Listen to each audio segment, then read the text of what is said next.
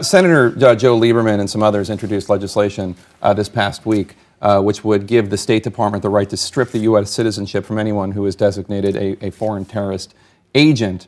I understand the administration does not support this and thinks that there are constitutional issues, but there's a point that Senator Lieberman made about the fact that President Obama currently has the authority, at least according to Lieberman, who's the chairman of the Homeland Security Committee, to order the assassination of a U.S. citizen, the cleric Alaqui. Well, this is what Senator Lieberman had to say. If the president can authorize the killing of a United States citizen because he is fighting for a foreign terrorist organization, we can also have a law that allows the U.S. government to revoke Alaqi's citizenship and that of other American citizens who have cast their lot with terrorist organizations. Isn't there a strange double standard here? The administration gets all offended about revoking, terrorist suspects' citizenship, but feels no compunction at all about ordering their assassination? Well, I'm not going to assume that what has been said there about ordering anybody's assassination is necessarily true.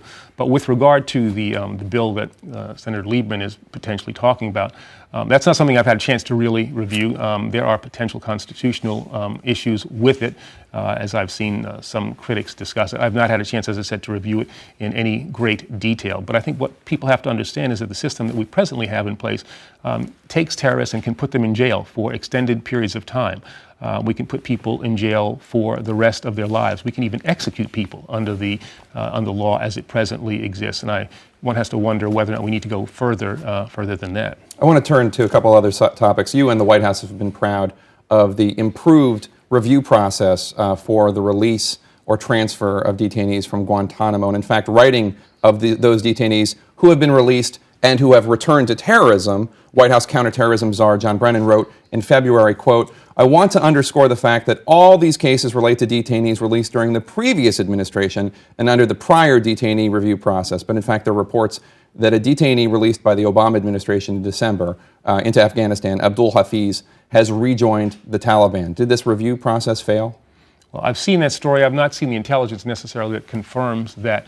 I don't think, one has to understand that the process that we put in place to look at the 240 prisoners who were in Guantanamo when we took office was an exhaustive one. Involved the law enforcement community, involved the intelligence community. We took into account all of the information that we had on each one of those people, did an analysis of each of them and made a determination as to who potentially was a threat. Only put people in countries where we thought structures could be put in place so that they would not be threats to our country. What structure could possibly exist in Afghanistan? Well, that's one of the reasons why, for instance, with regard to Yemen, the president has made the determination that we're going to suspend the repatriation of people to Yemen to make sure that we don't take anybody out of Guantanamo and put them in a country where they could pose a threat to the United States or to American military forces. But you're not going to confirm that Abdul Hafiz has rejoined the fight against the United States? No, I'm not in a position to confirm that. As I said, I've not seen any intelligence that corroborates that as yet. Last fall, you announced that the trial of the century against Khalid Sheikh Mohammed and other 9/11 plotters would take place in New York City, but it seems to be that that's walked back by the White House. Here's what you had to say about the president's response to your announcement of the trial last fall to PBS. He's a person who believes that a president's supposed to have hands off with his Justice Department and those things that are in the province of the Attorney General. All he needs to be is informed. This doesn't seem to be the case any longer. Are you disappointed that the White House seems to be politicizing the decisions you make about the trial of Khalid Sheikh Mohammed? No, I don't think the decision's being politicized at all. This is a national security matter, and I think it's appropriate for the president to be involved in that decision.